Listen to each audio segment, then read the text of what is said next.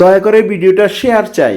বাংলাদেশ পররাষ্ট্র উপদেষ্টার দৃষ্টি আকর্ষণ করতেছি, এটা হচ্ছে ওমানের বাংলাদেশের অ্যাম্বাসির অবস্থা। দেখেন ভাঙ্গাচুরা, একদম গরুর বাজারের মতো। এখানের এটার ভিতরে কোনো নাই সিস্টেম, কোনো নাই সুশৃঙ্খল, সারাক্ষণ বিশৃঙ্খলা এটার ভিতরে আসলে দেখতে পাবেন। আর তার সাথে আসে দেখবেন ভাঙ্গাচুরা, ভেড়া চারা। এখানে কি, আমার কথা হলো, এখানে কি শুধু বাংলাদেশিরা আসে? এখানে বিশ্বের অন্যান্য দেশের লোকজনও তো আসে।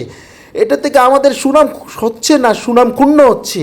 আর যারা অ্যাম্বাসিতে আসে দূর দূরান্ত থেকে, তাদের অনেক কষ্ট হয়, সত্যি কথা অনেক কষ্ট হয়। ভিতরে নাই কোনো জায়গা, নাই কোনো এসি মেসি, সারাক্ষণ গ্যাঞ্জাম বিশৃঙ্খলা, কোনো নাই সিরিয়াল মিরিয়াল, সব আনসিস্টেমের ভিতরে।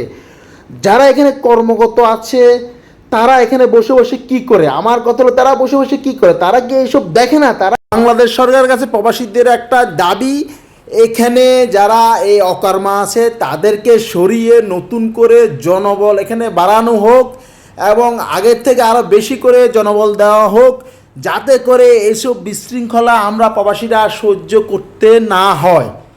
এখানে প্রবাসীদের বোধ কষ্ট হয়, যারা দূর দূরান্ত থেকে আসে তাদের তো অবস্থা, তাদের কথা নাই বলি। তাদের কষ্ট যদি একদিন দেখেন আপনারা, বাংলাদেশে যারা আছেন তারাই বুঝবেন। দেখেন এখানে কি শুধু বাংলাদেশিরা আসে, না অন্যান্য দেশের লোকজনও আসে? তো এখানে যে এভাবে আসে, এসব পরিস্থিতি দেখতেছি, এটা কি আমাদের বাংলাদেশিদের সুনাম হচ্ছে, না বাংলাদেশি জাতিদের দুর্নাম হচ্ছে? আপনাদের কাছে একটা প্রশ্ন। একজন প্রবাসী হয়ে সরকারের কাছে দাবি জানাচ্ছি, অবিলম্বে এইসব অকর্মা যারা আছে তাদেরকে ট্রিটমেন্ট দেওয়া হোক, এবং এখানে অ্যাম্বাসির ভিতরে জায়গাটা আরও প্রশস্ত করার দরকার।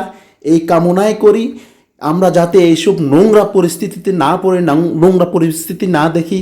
তো ভালো থাকেন।